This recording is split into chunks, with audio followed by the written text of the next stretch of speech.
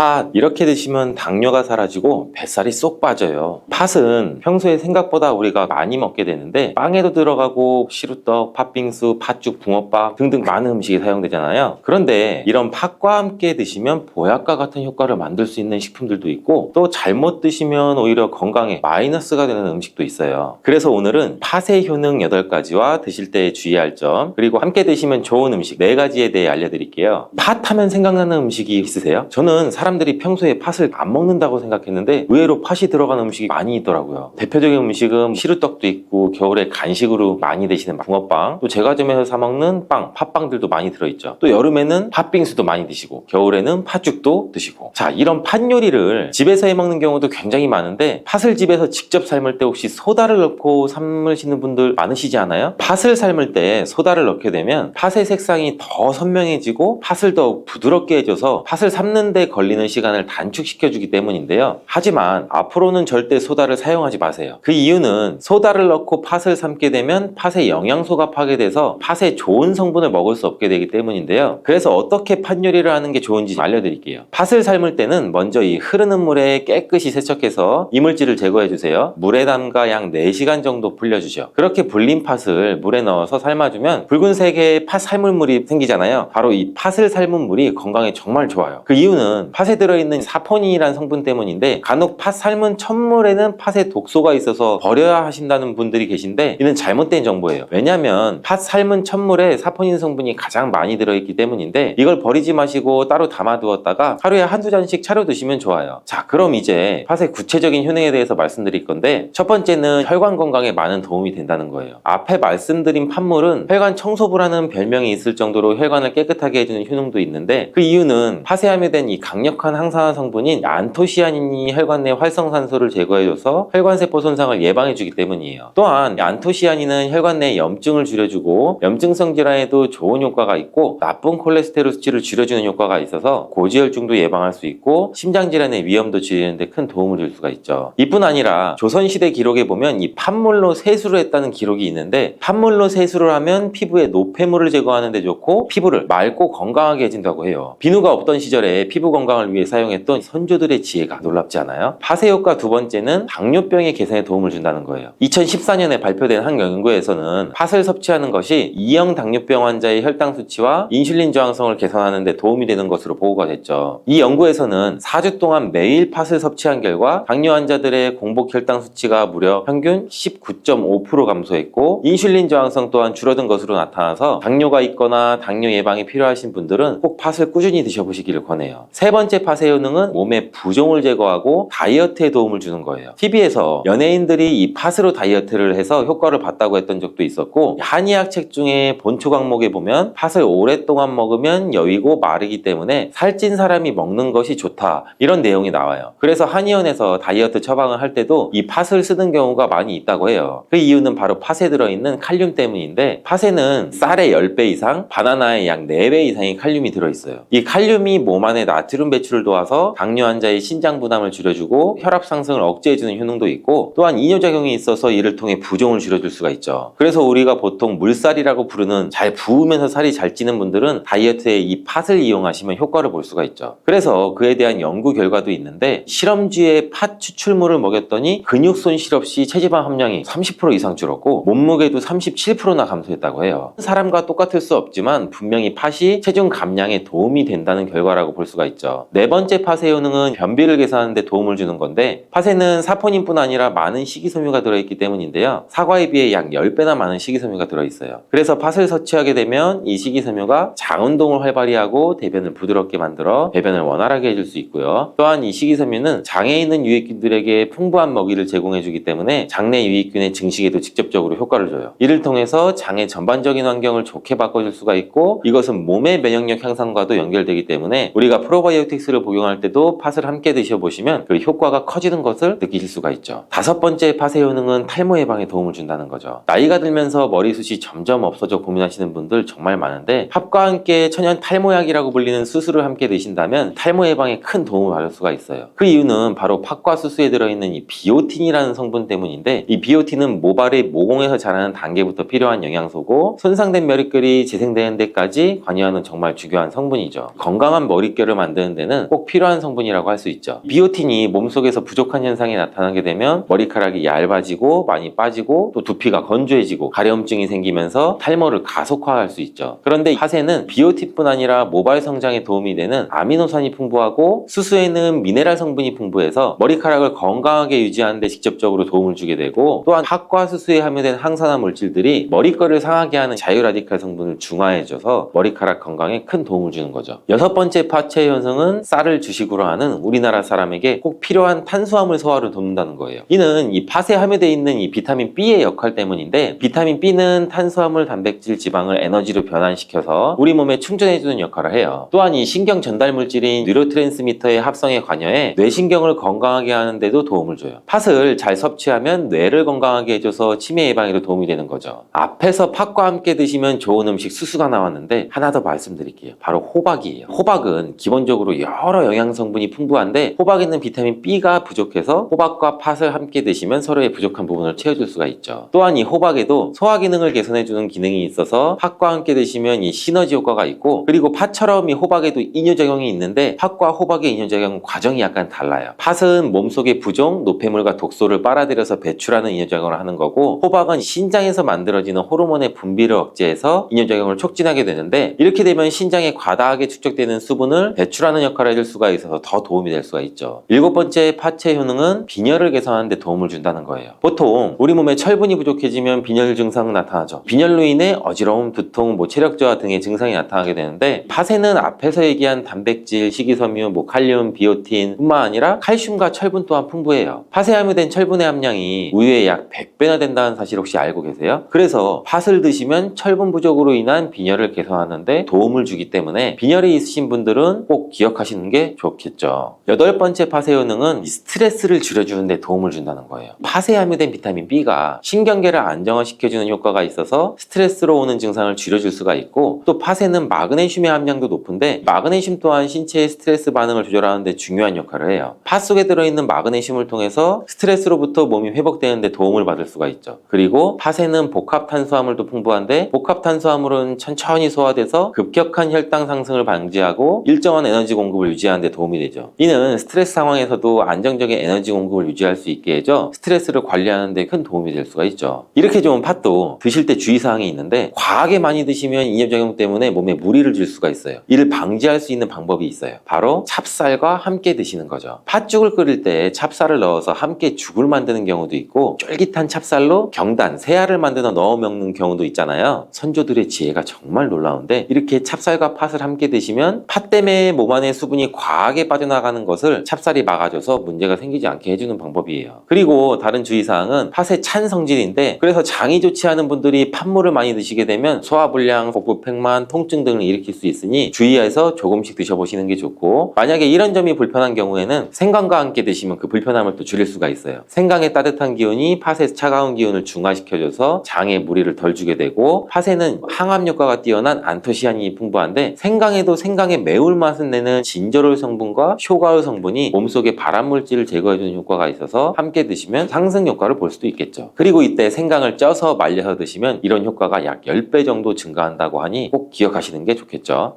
계란과 함께 먹으면 안 되는 음식 알고 계시나요? 계란과 절대 같이 먹어서는 안 되는 첫 번째 음식은 정제된 탄수화물 덩어리인 빵입니다. 많은 분들이 아침으로 즐기는 계란과 빵이 암과 치매 예방에 나쁜 조합이라고 할 수가 있는데요. 브레인푸드라는 별명까지 있는 계란에는 콜린이라는 성분이 풍부한데요. 콜린은 뇌의 기능을 강화하고 뇌세포의 중요한 부분을 이루는 비타민 B 복합체입니다. 이는 기억력과 집중력 증진에 매우 좋은 효과를 보이고, 기억력 저하, 치매, 알츠하이머의 예방과 치료에 많은 도움을 주는 성분입니다. 콜린 성분으로 의약품이나 건강기능식품들도 많이 나와 있죠. 이는 혈관 내 염증을 줄여줘서 암 예방에도 도움을 줄 수가 있는데요. 그런데 놀랍게도 콜린과 반대로 작용하는 것이 밀가루입니다. 밀가루는 75% 이상이 탄수화물로 구성되어 있는데요. 이런 저품질의 탄수화물이 많은 빵을 먹게 되면 혈당 수치가 올라가는 혈당 스파이크가 발생을 하고, 이로 인해서 혈관 및 뇌세포에 손상을 줄 수가 있습니다. 계란과 빵을 함께 먹게 되면 쉽게 설명을 해드리면 우리 몸속에서는 마치 전쟁이 일어나는 것 같은 현상이 나타나게 됩니다. 계란 속의 콜린은 뇌세포를 보호하기 위한 방어막을 형성하려고 하지만 빵에서 나온 탄수화물에 의해서 생성된 독소가 이 방어막을 파괴하게 됩니다. 특히 백미로 이루어진 쌀밥, 빵 같은 정제된 탄수화물로 된 음식을 자주 섭취해서 고혈당 상태에 놓인 경우에는 건강이 더욱 악화되기가 쉽습니다. 인슐린 저항성이 증가하고 만성적인 염증으로 인해서 콜린이 역할을 제대로 할 수가 없기 때문인데요. 이러한 혈관 내의 싸움은 고혈압, 동맥경화와 같은 심혈관 질환을 일으킬 수가 있고 인슐린 분비 이상으로 당뇨병을 초래할 수 있으며 만성염증은 암, 치매의 뇌질환을 유발할 가능성이 있습니다. 그렇기 때문에 건강을 생각한다면 계란과 함께 정제된 밀가루를 사용하지 않은 통밀빵이나 다른 음식을 선택하는 것이 좋겠습니다. 레몬과 같은 강산성의 과일도 계란과 함께 먹으면 안 됩니다. 왜냐하면 강산성 과일의 높은 산도는 계란의 단백질 구조에 영향을 미칠 수가 있기 때문인데요. 레몬이나 다른 강산성 과일에 포함된 산이 계란 속 단백질과 반응하면 단백질이 응고가 돼서 소화가 어려워질 수가 있습니다. 이는 위와 소화기관 내에서 단백질의 응고를 유발할 수가 있기 때문에 소화 과정을 방해하게 되고 문제를 일으킬 수가 있는 거죠. 특히 단백질 소화 및 흡수가 저해가 되면 속이 더부룩하고 불편함들이 있어서 심한 경우에는 복통이나 설사와 같은 증상이 나타날 수가 있습니다. 따라서 계란을 섭취할 때는 레몬이나 다른 강산성의 과일과 함께 드시는 것을 피하는 것이 좋습니다. 두유와 콩국물과 계란을 함께 먹는 것도 좋지가 않습니다. 아침 식사로 두유와 계란을 드시거나 체중 관리와 다이어트를 위해서 섭취하는 분들이 많이 계시는데요. 두유 속에 있는 트립신이란 성분이 계란의 알부민과 결합해서 영양소를 파괴하게 됩니다. 계란은 노화로 인한 근육의 손실과 근육 감소증의 예방에 도움이 되는 아주 우수한 단백질을 많이 포함하고 있고 비타민과 미네랄도 풍부합니다. 그러나 두유와 함께 섭취를 하면 이러한 영양 성분들의 이점을 충분히 얻지 못하게 됩니다. 그런데 혹시 계란과 녹차나 홍차를 함께 드신 적이 있을까요? 이런 차들도 피하셔야 됩니다. 차 잎속의 탄닌이 계란의 단백질과 결합해서 탄닌 단백질을 형성을 하는데 이는 위장에 문제를 일으킬 수가 있습니다. 탄닌 단백질은 장의 연동 운동을 늦추고 장내 환경을 악화시켜서 변비를 유발할 수도 있고 발암물질의 체내 흡수 가능성을 증가시킬 수가 있습니다. 이렇게 탄닌과 계란의 조합이 건강에 악영향을 주기 때문에 계란과 감을 함께 드시는 것도 안 됩니다. 계란을 먹고 난 다음에 감을 드시게 되면 가벼운 두통이나 설사, 구토 증상도 나타날 수가 있고요. 심한 경우에는 급성 위장염이나 폐결석까지도 갈 수가 있습니다. 이런 이유도 감에 들어있는 탄닌 성분이 단백질의 소화 기능을 방해하기 때문인데요. 탄닌은 위와 소화기관 안에서 단백질들이랑 결합을 해서 덩어리를 형성을 하게 되고 단백질 분해 효소의 작용을 방해하기 때문에 계란과 함께 섭취 시 위험할 수가 있습니다. 또 하나 계란과 절대 함께 먹으면 안 되는 음식으로는 햄과 같은 가공육입니다. 계란과 가공육의 조합은 정말 최악 중에 하나인데요. 계란은 고단백질, 필수 아미노산, 비타민 B군을 풍부하게 함유하고 있지만 가공육은 나트륨과 포화지방이 높은 경향이 있습니다. 이런 가공육은 과도한 나트륨 섭취와 포화지방 증가로 이어질 수가 있고 이는 혈관에 나쁜 콜레스테롤이 축적이 돼서 동맥경화, 심장병, 뇌졸중 등의 심혈관 질환의 위험을 증가시킬 수가 있습니다. 또 가공육에 포함된 첨가물과 방부제는 소화를 방해하고 장내 환경에 안 좋은 영향을 미칠 수도 있습니다. 계란을 드시는 것을 꺼려하시는 분들 중에 계란이 콜레스테롤 수치를 올려서 건강에 해롭다고 생각하시는 분들이 있는데요. 이 생각이 틀렸다는 것을 알려드릴게요. 유독 계란이 콜레스테롤을 높여서 성인병을 유발하는 주범인 듯한 이야기는 왜 생겼을까요? 콜레스테롤이 함유된 식품은 계란 말고도 많이 있는데 말이죠. 그 이유는 바로 계란 한 알에 들어있는 콜레스테롤의 양이 사람의 하루 섭취해야 할 콜레스테롤 양의 65% 정도나 되기 때문인데요. 콜레스테롤 양만 따지면 계란 하나를 먹었다면 콜레스테롤이 든 다른 음식은 피하셔야 하는 거죠. 그런데 놀랍게도 계란은 이렇게 많은 콜레스테롤을 가지고 있는 동시에 콜린이라는 영양소까지 다량 함유하고 있습니다. 콜린은 나쁜 콜레스테롤을 간으로 옮겨서 제거하는 기능도 가지고 있습니다. 그래서 좋은 콜레스테롤인 HDL 수치를 높여줄 수가 있고요. 따라서 계란의 콜레스테롤은 콜린에 의해서 자연스럽게 좋은 콜레스테롤로 전환이 될 수가 있습니다. 그래서 한두 개 더 먹는다고 해도 전혀 문제가 되지 않습니다. 중증 심혈관 질환에 걸린 경우가 아니라면 일반적으로 하루 두세 개 정도의 계란 섭취는 건강을 지키는데 큰 도움이 될 수 있다는 것이 대체적인 학계의 정설입니다. 이제 콜레스테롤 걱정 없이 계란을 먹어도 되겠죠. 당뇨가 있는 분들도 마찬가지입니다. 50대 이후가 되면 당뇨 환자가 급격히 많아지게 되는데요. 당뇨는 정말 무서운 병이죠. 당뇨는 고혈압, 심근경색, 뇌졸중, 치매 등 아주 많은 다른 질병을 유발시킬 수 있는 요인이 되기 때문인데요. 당뇨 원인 중에 하나는 비만이 있죠. 비만 관리가 바로 당뇨 관리로 원인으로 직결이 된다고 해도 과언이 아니죠. 그런데 비만을 일으키는 원인 중에 하나는 아침을 먹지 않는 것이라는 사실 혹시 알고 계신가요? 경희대학교 연구팀이 발표한 논문에 따르면 아침 식사를 먹지 않는 사람은 그렇지 않은 사람보다 비만 위험이 1.5배나 높았고 당뇨병 위험은 무려 2.1배가 높았습니다. 아침 식사를 거르게 되면 우리 몸의 대사가 느려지면서 혈당 조절에도 좋지 않은 영향을 미치게 되기 때문인데요. 이런 위험은 특히 중년 이후에 더 크게 나타나게 됩니다. 나이가 들면서 기초 대사량이 몸에서 줄어들 수밖에 없고 활동량도 감소하기 때문입니다. 따라서 나이가 들어갈수록 아침 식사뿐 아니라 규칙적인 식사를 하는 습관이 매우 중요한데요. 아침 식사에 가장 좋은 음식 중에 하나가 바로 계란입니다. 계란에는 우리 몸에 꼭 필요한 다양한 영양소가 풍부하게 들어있기 때문이죠. 특별히 당뇨 때문에 고생하시는 분들에게는 최고의 식품이라고 할 수가 있습니다. 우선 계란에는 고품질의 단백질이 많이 들어있죠. 계란 한 개에 약 6g 정도가 들어있습니다. 이 단백질이 포만감을 오래 유지시켜줘서 과식을 예방하는 데 도움이 되고요. 또한 단백질은 혈당을 조절하는 호르몬인 인크레틴 분비를 촉진해서 식후 혈당이 급격히 상승하는 것을 억제하고 안정적으로 유지하는 데 효과가 좋습니다. 이뿐 아니라 계란 노른자에는 비타민 D, 비타민 B, 콜린 등 중요한 영양소들이 풍부하게 들어있습니다. 비타민 D는 인슐린의 분비와 감수성을 높이는 데 관여하고 콜린은 간 건강에 도움을 줘서 지방간을 예방하는 데 효과적입니다. 지방간은 비만과 당뇨의 위험 요인 중에 하나이고요. 이렇게 좋은 계란도 함께 먹으면 우리 몸에 보약이 되는 좋은 식품들이 또 있는데요. 더욱 풍부한 영양을 섭취할 수가 있고 당뇨와 비만 관리에도 도움이 됩니다. 계란과 토마토는 빼놓을 수 없는 최고의 음식 궁합입니다. 이 둘의 궁합은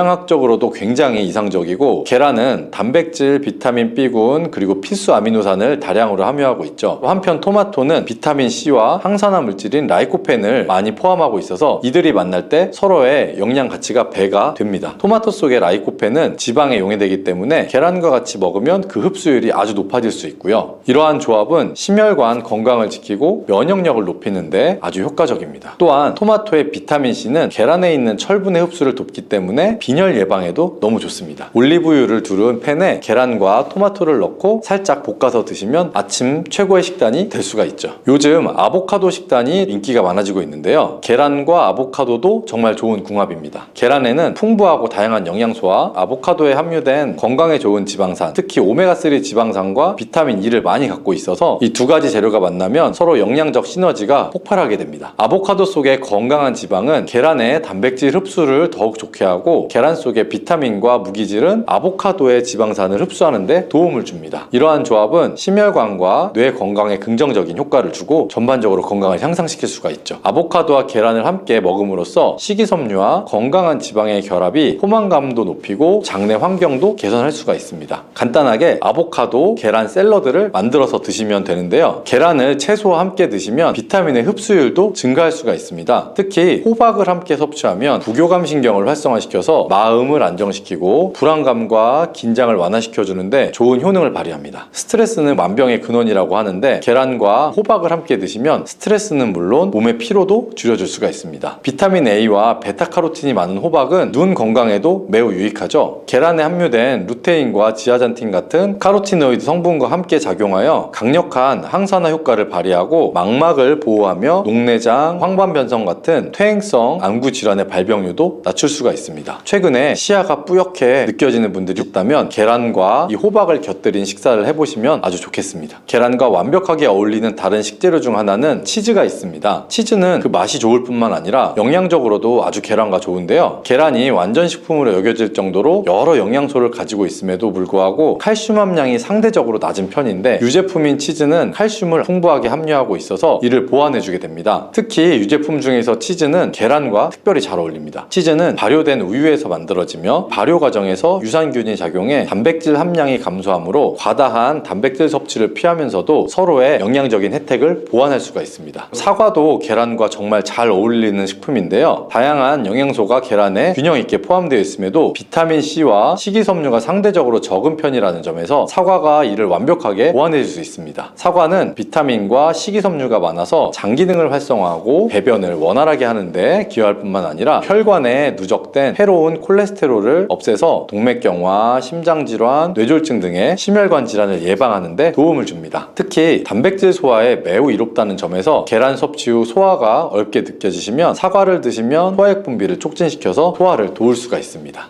삶아서 먹고, 데쳐 먹고, 쪄 먹기도 하고, 볶아서도 먹고, 전으로도 부쳐서 먹는 정말 다양하게 먹는 채소가 바로 감자인데요. 건강에 좋은 감자도 잘 알고 드시면 좋겠죠. 먼저 감자를 드실 때 무엇과 함께 먹으면 안 되고 주의해야 될 점은 무엇이 있을까요? 감자는 바나나와 함께 드시면 안 됩니다. 칼륨과 다양한 영양 성분 그리고 식이섬유가 풍부해서 에너지 공급과 다이어트에 좋기로 소문난 바나나가 감자와 함께 먹으면 안 된다니 정말 생각도 못하지 않았을까요? 나트륨을 배출하는 데 도움을 주기로 유명한 칼륨은 바나나뿐만 아니라 감자에도 풍부하게 함유가 되어 있습니다. 함께 드시게 되면 칼륨이 몸속에 과다하게 들어오게 되고 그렇게 되면 세포의 수분 균형이 깨져서 근육과 신경에 과도한 이완을 초래할 수가 있고요. 근육의 무력감과 만성적인 손발 저림을 넘어서 심장 부정맥이나 급성 혈압 상승을 일으킬 수가 있습니다. 함께 드시지 않고 따로 드시게 되면 칼륨은 우리 몸에 정말 좋은 효능을 발휘를 하는데요. 몸속에 나트륨을 배출할 뿐만 아니라 칼륨은 혈관을 확장해서 몸속의 노폐물도 원활하게 배출되도록 도와줍니다. 또한 감자에 풍부한 칼륨은 알칼리성으로 혈액의 산성화를 방지해서 뼈에서 칼슘이 빠져나가는 것을 막아주기도 하고 마그네슘과 같이 근육의 수축과 이완에 큰 도움을 주어서 다리나 종아리 근육의 갑작스러운 경련을 예방해주는 역할도 해줍니다. 따라서 감자는 고혈압, 동맥경화, 뇌졸중 등 심혈관 질환뿐만 아니라 뼈와 근육의 건강에도 많은 도움을 줍니다. 이런 감자는 정말 다양하게 조리해서 먹을 수가 있죠. 조리할 때 주의할 점도 있습니다. 바로 감자전이나 감자튀김은 우리 몸에 독이 될 수 있다는 거죠. 감자튀김이나 감자전은 칼로리가 높고 비만과 심혈관 질환을 유발할 수 있는 트랜스 지방이 다량 포함되어 있어서 건강에 안 좋다는 사실은 한번 들어보셨을 거예요. 특히 감자를 튀기게 되면 아크릴아마이드라는 유해 물질이 많이 발생하게 됩니다. 튀긴 감자 정말 꿀맛인데요. 감자와 고구마 같이 탄수화물이 많은 식품을 높은 온도로 굽거나 튀길 때 생성되는 아크릴아마이드는 암을 유발하고 뇌신경의 단백질을 손상을 시켜서 알츠하이머성 치매, 파킨슨병의 위험을 증가시킨다고 알려져 있습니다. 이런 이유로 아크릴아마이드는 세계보건기구와 국제암연구소에서 유해물질로 지정된 매우 위험한 물질 중에 하나입니다. 이러한 위험한 물질을 만들어 먹을 필요는 없겠죠. 그렇다면 튀김 말고 어떻게 먹는 것이 좋을까요? 감자를 삶아서 소금이나 설탕을 찍어 먹는 것 좋아하시는 분들 많으시죠? 물속에 넣어서 삶는 것보다는 찜기에 쪄서 드시는 것이 좋습니다. 감자에는 클로로겐산이라고 하는 폴리페놀 성분이 많이 들어있는데요. 폴리페놀 성분이 특히 좋은 기능을 많이 하게 됩니다. 폴리페놀은 항암 효과가 있습니다. 항산화 작용이 강력하기 때문에 세포의 손상을 방지하고 세포의 변형도 방지해주는 기능이 있어서 항암 작용이 있다고 알려져 있고 클로로겐산이 심장질환의 위험성 정도를 감소시켜줄 수가 있습니다. 그리고 피부 건강에도 도움이 될 수가 있는데요. 과산화지질을 방지해주는 기능이 있기 때문이에요. 지질, 지방, 기름이 과산화되는 것을 방지하기 때문에 특히 피부의 주름, 피부의 노화 이런 것을 막아주는데 감자의 클로로겐산이 도움이 될 수가 있습니다. 그리고 다이어트에도 도움이 될 수가 있죠. 체지방을 분해해주는 효과가 있기 때문인데요. 클로로겐산이 지방을 분해하기 때문에 비만의 방지와 다이어트에도 도움이 될 수가 있고 혈당 관리에도 도움이 될 수 있습니다. 혈당이 급격하게 올라가는 것을 클로로겐산이 막아주는 기능이 있기 때문에 당뇨의 예방과 혈당 관리에도 도움이 될 수가 있는 거죠. 그런데 이 클로로겐산은 감자의 속살에 있는 게 아니고 사실 감자 껍질에 많이 들어 있습니다. 감자 껍질 1g당 클로로겐산이 1mg이 들어가 있습니다. 따라서 감자를 먹을 때는 감자 껍질을 잘 닦은 다음에 감자 껍질도 같이 드시는 게 좋습니다. 감자를 조리할 때 클로로겐산의 함량이 변화될 수가 있는데요. 생 감자 껍질 1g에 클로로겐산이 1mg이 들어있고 감자를 삶았을 때에는 0.6mg으로 감소하고 찜기에 쪘을 때는 오히려 늘어나서 1.6mg 정도 들어가 있고 또 굽게 되면 줄어들어서 약 0.2mg 정도밖에 없습니다. 또 끓는 물에는 클로로겐산이라고 하는 폴리페놀과 같은 좋은 성분들이 녹아버려서 우리가 감자를 삶았을 때 삶은 물은 버리게 되잖아요. 그러니까 이 좋은 성분들도 버려질 수밖에 없습니다. 물에 녹아서 버려지기 때문에 감자를 삶아서 먹는 방법은 좋은 성분을 조금 버리는 그런 방법이 될 수가 있고요. 감자를 찌게 되면 오히려 감자의 효소 활성이 늘어나면서 클로로겐산이 더 증가한다고 합니다. 그리고 우리가 흔히 많이 알고 있는 감자를 먹을 때 싹이 난 부분은 다들 조심하시잖아요. 하나 더 조심할 것은 녹색으로 변한 감자입니다. 감자 싹에는 솔라닌이라는 독성 물질이 포함되어 있어서 섭취해서는 안 된다는 거 모두 알고 계시죠? 감자가 녹색으로 변한 것 역시 솔라닌 함량이 증가했기 때문에 섭취하지 않는 것이 좋습니다. 솔라닌은 감자와 같은 가직과 식물들이 스스로를 방어하기 위해서 생성하는 천연 살충제입니다. 이 솔라닌은 독성이 매우 강력해서 소량 섭취만 해도 두통, 복통, 구토와 같은 식중독 증상을 유발할 수가 있고요. 과도한 섭취는 호흡곤란을 초래해서 매우 위험할 수가 있습니다. 뜨거운 열로 요리를 하면 솔라닌을 제거할 수 있다고 생각하시는 분들이 있기도 하는데, 솔라닌은 285도 이상으로 가열해야지 분해가 되기 때문에 100도의 물로는 아무리 삶아도 독소가 없어지지가 않습니다. 이러한 솔라닌은 감자가 햇빛에 노출될수록 생성이 빨라지기 때문에 감자는 무조건 어두운 곳에 보관해 주시고, 또 싹이 난 감자뿐 아니라 초록색으로 변한 감자는 반드시 폐기하셔야 됩니다. 감자를 보관할 때 간단한 팁을 알려드리면, 보관하실 때 감자를 사과와 함께 두면 사과에서 발생하는 에틸렌가스가 감자에 싹이 나는 것을 억제하기 때문에 감자를 더 오래 보관할 수가 있습니다. 감자 요리를 할 때 버터에 굽고 치즈를 올려 드시면 맛있잖아요. 그런데 이 버터와 치즈가 문제가 될 수 있습니다. 맛으로만 보면 감자와 치즈, 버터의 만남은 정말 최고의 풍미를 자랑할 수가 있지만 건강에는 최악이 될 수가 있습니다. 치즈와 버터를 감자 요리에 사용하게 되면 포화지방과 나트륨 섭취가 증가하게 되고 심혈관 건강에 안 좋은 영향을 줄 수가 있기 때문이죠. 치즈와 감자를 함께 드시면 맛과 식감이 아주 좋아지지만, 고지방의 치즈는 칼로리를 증가시킬 뿐만 아니라 감자의 영양 성분을 파괴할 수가 있습니다. 특히 치즈의 포화지방은 나쁜 콜레스테롤, 즉 LDL 콜레스테롤 수치를 높일 수가 있고, 이는 심혈관 질환의 위험을 증가시키게 됩니다. 또한 치즈에 함유된 나트륨이 혈압 상승을 유발할 수가 있고, 혈압이 상승하게 되면 다양한 심혈관 문제가 발생할 수가 있죠. 따라서 가능하면 저지방 치즈 또는 무지방 치즈를 선택하시면 좋겠습니다. 그렇다면 감자와 궁합이 잘 맞는 음식에는 무엇이 있을까요? 우리가 삶은 감자 먹다 보면 목이 막히죠. 이때 우유 드시는 분들 계시죠? 이건 아주 잘 선택하신 겁니다. 감자를 먹게 되면 좋은 이유 중에 하나는 풍부한 단백질을 섭취할 수 있다는 거예요. 감자가 탄수화물 덩어리로 알려져 있지만 실제로는 고품질의 단백질도 함유하고 있습니다. 감자의 단백질은 우유와 계란에 이어서 흡수율이 높은 편이고 콩보다도 우수한 단백질로 평가를 받고 있습니다. 하지만 감자에는 비타민 A, 칼슘, 지방이 부족한데 우유가 감자의 부족한 영양 성분을 완벽하게 보충해 줄 수가 있습니다. 반면 우유에는 비타민C가 부족한데 감자에 이 비타민C가 풍부해서 서로의 궁합이 정말 좋은 거죠. 감자를 우유와 함께 갈아서 마시거나 따뜻한 감자 스프를 만들어 드시는 것도 매우 좋습니다. 감자를 껍질째 조리해서 우유와 함께 드시면 혈당 상승 걱정 없이 우리 몸에 에너지와 영양분을 충분히 공급할 수가 있습니다. 다음으로는 식초가 있는데요. 감자와 식초와의 조합은 매우 생소하죠. 감자에는 각종 비타민이 정말 많이 들어있죠. 그 중에서도 특히 비타민C가 풍부한데요. 감자 한 개에는 비타민C 하루 권장 섭취량의 30% 이상이 들어있는데 사과보다도 무려 3배 정도 이상 많은 양입니다. 감자의 비타민C는 스트레스 해소와 강력한 항산화 작용을 해서 우리 몸의 면역력을 강화시켜 줄 수가 있습니다. 또한 콜라겐 조직을 강화해서 피부를 탄력 있게 유지해 줄 수가 있고 노화 방지에도 도움을 줍니다. 비타민C가 열과 산에 약한 것은 잘 알려진 사실이죠. 그러나 놀라운 사실은 감자의 비타민C는 감자 전분으로 인해서 마치 보호막처럼 둘러싸여 있기 때문에 열에 의한 손상이 적습니다. 따라서 감자는 열에 익혀도 비타민C가 파괴되는 것을 걱정하지 않으셔도 됩니다. 비타민C는 산도가 높은 환경에서 더 흡수가 잘 되기 때문에 감자 요리나 감자 샐러드를 하실 때 식초나 레몬즙을 약간 뿌리면 비타민의 흡수율을 높일 수가 있습니다. 양파 또한 감자와 함께 드시면 보약이 되는데요. 감자가 위 건강에 좋다는 사실 혹시 아실까요? 그 이유는 바로 항염작용을 하는 폴리페놀과 아르기닌 때문입니다. 이 성분들이 위 벽을 보호하고 세포 변형을 막아서 염증을 감소시키며 독소를 제거하는 역할을 합니다. 이뿐만 아니라 감자는 알칼리성 식품으로 건강에 이로운 식품으로 손꼽히는데요. 몸이 산성화될 때 다양한 질병의 위험이 높아집니다. 특히 혈액의 산도가 올라가게 되면 염증이 발생할 수가 있고 이 염증이 암과 다른 질병으로 발전할 수가 있죠. 그렇기 때문에 알칼리 식품인 감자를 섭취함으로써 우리 몸을 중화시켜서 질병을 예방할 수도 있습니다. 양파는 감자와 마찬가지로 알칼리성 음식으로 인정을 받으면서 감자의 항염 및 항암 효과를 강화하는 뛰어난 시너지 효과를 보여줍니다. 혈관 청소부로 불리는 양파는 혈관벽을 강화하고 염증을 효과적으로 제거해 줄 수가 있죠. 또한 감자에 포함된 비타민의 흡수율을 높여줘서 감자의 효능을 극대화시켜 주고요. 감자와 같이 먹으면 좋은 음식 또 다른 한 가지는 바로 토마토입니다. 토마토가 건강에 이로운 슈퍼푸드라는 사실은 알고 계시죠? 이런 토마토는 토마토는 감자와 함께 드시면 정말 보약과 같은 효과가 나오는데요. 토마토와 감자를 함께 섭취하는 것은 항산화 물질과 비타민의 섭취를 증가시키게 되고, 특히 이 토마토의 라이코펜과 감자의 비타민C는 함께 작용하면서 인체의 항산화 작용을 극대화시켜줄 수가 있습니다. 이 둘의 만남은 면역 체계를 강화하고 염증을 감소시키며 전반적인 건강을 증진하는 데 도움이 됩니다. 토마토와 감자는 심혈관 건강을 강화하고 혈압을 조절하는 데도 도움을 줄 수가 있고요. 풍부한 섬유질과 항산화 물질은 장내 환경도 개선해 줄 수 있습니다. 또 콩과 식물들도 감자와 함께 먹으면 정말 좋은데요. 이들을 함께 먹게 되면 균형 잡힌 영양 성분을 섭취하게 됩니다. 콩과 식물은 식물성 단백질, 섬유질, 철분, 마그네슘과 같은 여러 비타민을 포함해서 심혈관을 건강하게 해주고 소화기관의 건강 개선과 혈당 조절에 훌륭한 효능을 발휘합니다. 따라서 당뇨병을 예방할 수가 있고, 혈당을 조절해주면 혈관이 건강하게 유지가 되고, 혈관 건강은 치매 예방에도 큰 역할을 할 수가 있죠. 콩과 식물과 감자를 함께 섭취하는 것은 단백질과 필수 미네랄의 훌륭한 조합을 만들어낼 수가 있습니다. 포만감을 유지시켜주고 장기적인 에너지 공급을 지원하고, 감자의 복합 탄수화물과 잘 어울려서 식후에 급격한 혈당 상승도 억제할 수가 있습니다.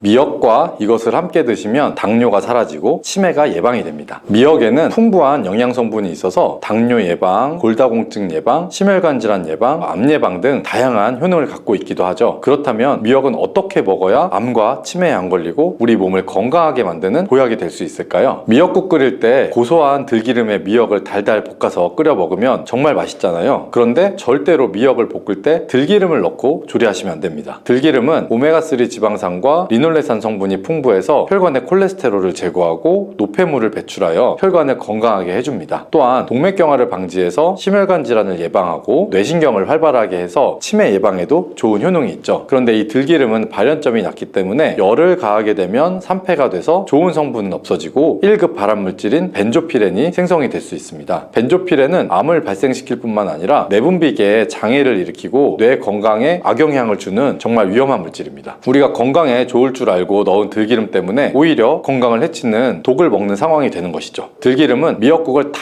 끓인 다음에 마지막에 한 스푼 넣어서 드시면 들기름의 효능과 고소한 맛을 온전히 누릴 수가 있습니다. 미역과 함께 드시면 절대 안 되는 두 번째 음식은 바로 대파입니다. 다른 국이나 찌개를 끓일 때에는 파를 꼭 넣는데 유독 미역국을 끓일 때에는 왜 파를 넣지 않는 것일까요? 그 이유는 미역과 대파 둘 다 알긴산이라는 성분들이 있는데, 이 알긴산은 미끌거리는 식감이 있습니다. 함께 드시게 되면 식감이 나빠지는 이유도 있을 수 있지만 식감보다 더 중요한 이유가 있습니다. 대파에는 인과 유황 성분이 있는데요. 미역과 대파를 함께 드시게 되면 대파의 인과 유황 성분 때문에 미역에 함유된 칼슘의 흡수를 방해받게 됩니다. 미역에는 칼슘이 엄청나게 많이 들어있는데요. 미역에 함유된 칼슘의 함량은 100g당 960mg 정도이고요. 우유에 함유된 칼슘의 함량은 100g당 약 105mg 정도입니다. 미역에 함유된 칼슘의 함량은 우유보다 9배 정도나 더 많다는 것이죠. 성인 기준 하루 칼슘의 권장 섭취량이 600에서 700mg 정도인데요. 미역국을 한 그릇만 드셔도 충분히 섭취할 수가 있는 양입니다. 우유를 소화 못 시키는 분들이 칼슘을 섭취하기 위해서는 미역이 정말 좋은 식품이 될 수가 있는 거죠. 이렇게 많은 칼슘은 우리 몸의 뼈를 튼튼하게 해주고 골다공증 예방에도 도움을 주는데요. 이 골다공증 예방은 50대 이후 여성분들에게는 정말 중요한 효능입니다. 따라서 나이가 들어갈수록 미역을 충분히 섭취하는 것을 추천해드립니다. 이런 칼슘 보충에 정말 중요한 미역을 대파와 함께 드시면 칼슘 흡수가 제대로 되지 않을 수가 있는 거죠. 앞에서 미역의 미끌미끌한 성분이 알긴산이라고 했잖아요. 이 알긴산도 우리 몸에 정말 중요한 역할을 해줍니다. 바로 알긴산은 다른 물질을 흡착하는 성질이 있어서 혈관 내에 있는 나쁜 콜레스테롤을 흡착해서 배출을 도와줍니다. 이렇게 되면 동맥경화를 예방할 수가 있고 혈액순환을 원활하게 하며 심혈관 질환을 예방하는 데 도움을 줄 수가 있습니다. 미역이 피를 맑게 한다고 하잖아요. 바로 이 알긴산의 효능 때문에 혈관이 깨끗해지기 때문입니다. 또 알긴산은 장 운동을 촉진해서 배변 활동을 원활하게 하고 변비 예방에도 도움을 줄 수 있습니다. 이는 미역의 풍부한 식이섬유와 함께 장 건강에 도움을 주는 거죠. 미역에 함유된 풍부한 식이섬유가 당뇨 예방에도 탁월한 효능을 발휘하는데요. 국립보건원에서 장년층 7,400명을 대상으로 추적 조사를 한 적이 있습니다. 해조류를 전혀 먹지 않는 사람과 매일 미역국 반 그릇 이상의 해조류를 섭취한 사람의 당뇨병 발생 위험도를 조사를 해봤는데, 하루에 미역국 반 그릇 이상 먹는 사람이 해조류를 전혀 먹지 않는 사람 사람에 비해서 당뇨병 발생 위험도가 20% 정도가 낮았습니다. 미역의 풍부한 식이섬유가 급격히 오르는 혈당을 막아주기 때문인데요. 식이섬유가 소화의 속도를 늦춰주고 인슐린의 분비를 조절해주기 때문입니다. 식이섬유는 포만감을 높여주고 칼로리가 낮아서 식사량을 조절하는 데 도움을 주고 체내의 노폐물과 독소를 배출하여 체중을 감량하는 데에도 도움을 주어서 다이어트 식품으로도 많이 활용이 되고 있습니다. 그리고 미역국은 또 아이를 출산한 산모들이 반드시 먹는 음식 중에 하나죠. 미역의 풍부한 요오드가 출산 후에 늘어난 자궁을 수축시켜주는 데 도움을 주고 모유가 잘 나오도록 도와줍니다. 또 요오드는 피를 먹게 해서 상처를 빨리 아물게 하는 역할도 해주는데요. 칼슘과 철분이 풍부해서 출산 후에 흥분된 신경을 안정시켜줄 수가 있고 혈액의 생성을 도와 산모의 빈혈 예방에도 도움을 주게 됩니다. 또 칼륨이 풍부한데요. 칼륨은 체내의 나트륨을 배출해주는 역할을 해줘서 산모의 부종을 완화시켜주는 데에도 탁월한 효과가 있습니다. 그리고 요오드는 산모에게 좋을 뿐만 아니라 신진대사를 촉진해서 몸에 에너지를 보충해주는 역할도 합니다. 요오드가 부족할 때 나타나는 증상들이 있죠. 몸에 보통 기력이 없다고 하는데요. 힘도 없고 피로감도 높아지게 됩니다. 신진대사가 원활하지 않기 때문에 몸이 영양소를 소모하지 않게 되면서 체중이 증가할 수가 있고요. 피부가 건조해져서 거칠어지고 탈모도 일어날 수가 있습니다. 나이가 들면서 인지 능력이 떨어지는 것도 요오드 부족의 한 현상일 수도 있고요. 이렇게 요오드가 부족하면 우리 몸에 호르몬의 중추적인 역할을 하는 갑상선에 문제가 생길 수가 있는데요. 바로 갑상선 저하증이 생길 수 있습니다. 이러한 문제들을 미역을 섭취함으로써 예방을 할 수가 있죠. 요오드의 하루 권장 섭취량은 2.3mg입니다. 미역국 한 그릇에는 요오드가 약 1.1mg 정도 함유되어 있으니까 미역국은 하루에 한두 그릇 정도 드시면 아주 좋겠습니다. 요오드는 과하게 섭취하게 돼도 문제가 생길 수 있는데요. 요오드의 섭취량이 많아지면 갑상선 염이나 다른 갑상선 질환도 유발할 수가 있습니다. 특별히 갑상선이 약하신 분들은 그래서 미역을 섭취하는데 주의를 하시면 좋고요. 갑상선은 우리 몸에서 가장 중요한 내분비 기관 중에 하나이기 때문이죠. 갑상선은 목 부분, 기관지 아래에 위치한 나비 모양의 내분비 기관인데요. 중요한 여러 기능을 하지만 그 중에서도 대사율을 조절하는 역할이 있습니다. 갑상선에서 T3, T4 호르몬을 분비해서 우리 몸의 에너지 소비와 체온 조절을 하는데 중요한 역할을 합니다. 갑상선 호르몬은 신경 시스템의 정상적인 기능을 유지하는 데 꼭 필요한데요. 호르몬이 제대로 분비되지가 않아서 수치가 너무 높다든지 너무 낮게 되면 우울증, 불안 증세, 기억력 감퇴 등의 문제도 발생할 수가 있습니다. 갑상선 호르몬에 영향을 미치는 것 중에 요오드가 있죠. 요오드가 부족하면 세계보건기구에서는 뇌세포가 손상이 되고 치매가 발생할 수 있다고 보고도 하고 있습니다. 그래서 갑상선 저하증이나 항진증이 있는 분들이 요오드가 많은 미역을 많이 드시면 오히려 건강을 더 해칠 수가 있습니다. 건강하신 분들은 미역을 많이 드셔도 호르몬 조절이 되어서 문제가 없지만 갑상선에 문제가 있어서 호르몬 조절이 잘 안 되는 분들은 이 요오드의 수치가 높아지게 되면 체내 활성산소가 증가하게 돼서 염증을 일으키고 갑상선염을 유발하며 극히 드물지만 심해지면 갑상선 암으로도 발전시킬 가능성이 있습니다. 따라서 갑상선에 문제가 있는 분들은 미역을 과하게 드시지 않는 것이 좋겠습니다. 미역에는 요오드, 식이섬유, 칼슘, 비타민 등 많은 영양소가 있다고 했잖아요. 그런 것들보다 훨씬 중요한 것이 또 하나 있습니다. 바로 후코이단이라는 성분인데요. 이 성분이 강력한 항암 작용을 한다고 알려져 있습니다. 후코이단 성분은 미역의 줄기보다 미역귀에 7배나 많이 들어있어서 요즘 미역귀가 항암식품으로도 많이 알려지고 있습니다. 후코이단은 암세포가 스스로 사멸되도록 유도하는 효능이 있습니다. 이 효능으로 암세포가 생기는 것을 막아주고 전이 되는 것도 방지할 수가 있는 거죠. 후코이단은 특히 폐암, 간암, 대장암, 유방암, 백혈병에 효능이 좋다고 입증된 논문들이 발표되기도 했고요. 후코이단은 항암작용 외에도 콜레스테롤이 혈관에 흡착되지 않도록 막아주면서 혈류를 원활하게 해줘서 혈관을 건강하게 해주는 역할도 해줍니다. 이렇게 혈관을 깨끗하게 해줘서 뇌졸중이나 뇌경색, 심근경색 등의 심혈관 질환도 예방을 할 수가 있고요. 미역귀와 함께 토마토를 드시면 항암 효과를 극대화해 볼 수가 있는데요. 토마토가 채소의 왕으로 불리며 우리 몸에 정말 좋다는 사실은 알고 계시죠? 토마토에는 많은 분들이 아는 것처럼 라이코펜이라는 항산화 성분이 아주 풍부하게 함유되어 있습니다. 라이코펜은 강력한 항산화 작용으로 몸의 활성산소를 제거하고 혈관을 건강하게 해주며 염증을 제거하고 노화를 예방할 뿐 아니라 미역의 후코이단과 만나게 되면 암세포를 제거하는 강력한 항암 작용을 할 수가 있습니다. 미역과 함께 드시면 효과가 극대화되는 음식은 두부가 있습니다. 콩으로 만든 두부는 식물성 단백질이 풍부해서 건강식품으로 우리 식탁에 정말 많이 올라오죠. 두부에는 단백질뿐만 아니라 사포닌 성분도 풍부하게 함유되어 있습니다. 사포닌은 인삼, 홍삼, 더덕 등에도 풍부하게 함유되어 있는 성분인데요. 사포닌은 면역력을 강화하고 체내 활성산소를 제거해서 노화를 방지하고 항암 작용도 해서 암을 예방하기도 하는 정말 기적과 같은 성분 중에 하나입니다. 그런데 그런데 이 사포닌의 단점이 있는데요. 바로 체내에 요오드를 배출하여 요오드 결핍이 있는 분들은 주의하셔야 하는데요. 미역과 함께 드시면 미역에 함유된 풍부한 요오드와 사포닌의 만남으로 미역의 섭취로 과다할 수 있는 요오드의 양을 두부의 사포닌이 배출시켜주면서 걱정 없이 드실 수 있게 되는 거죠. 칼슘은 뼈를 튼튼하게 만들어준다고 상식적으로 많이 알고 있죠. 우리 몸에 칼슘이 많아도 골다공증이 생긴다는 사실 들어보셨나요? 칼슘이 풍부한 우유를 많이 마시는 덴마크나 스웨덴 같은 나라에서 골다공증이 많다고 하는데요. 오히려 많은 칼슘이 혈관이나 심장에 쌓여서 석회화를 일으켜서 건강을 해치게 될 수가 있는 거고요. 그렇다고 칼슘이 많은 음식을 안 먹을 수도 없고 어떻게 해야 할까요? 걱정하지 마세요. 해결책을 바로 알려드릴게요. 그것은 바로 계란과 함께 드시면 해결이 됩니다. 계란에 들어있는 다양한 영양 성분이 오스테오칼신이라는 단백질을 활성화시켜주는데, 단백질은 뼈를 강화하고 칼슘이 뼛속으로 제대로 흡수할 수 있도록 도와줍니다. 오스테오칼신을 활성화해주는 역할을 하는 게 비타민 K2인데, 우리나라에서는 허가가 늦게 나서 그동안 정식으로 섭취 못했던 비타민 K2가 요즘에는 허가가 나서 요즘 영양제들에는 칼슘, 마그네슘, 비타민 D, 비타민 K2까지 같이 들어서 많이 나오죠. 그래서 이 칼슘 흡수를 더욱 용이하게 만들어주는 영양제도 쉽게 찾아볼 수가 있습니다. 그런데 이렇게 칼슘을 아무리 많이 섭취해도 흡수가 안 되면 그대로 혈관에 남게 되고 쌓이고 쌓여서 석회화를 유발할 수가 있겠죠. 이처럼 미역과 계란을 함께 섭취하면 칼슘의 흡수를 도울 뿐 아니라 우리 몸의 pH 균형을 잡아주는데도 중요한 역할을 해줍니다. 미역은 알칼리성 식품이고 계란은 산성 식품으로 같이 섭취하면 약알칼리성 상태로 유지를 시켜줄 수가 있습니다. 게다가 소화에도 좋고 미역은 단백질과도 잘 어울리니 계란과 함께 먹으면 소화도 잘 되고 우리 몸의 흡수도 아주 잘 됩니다.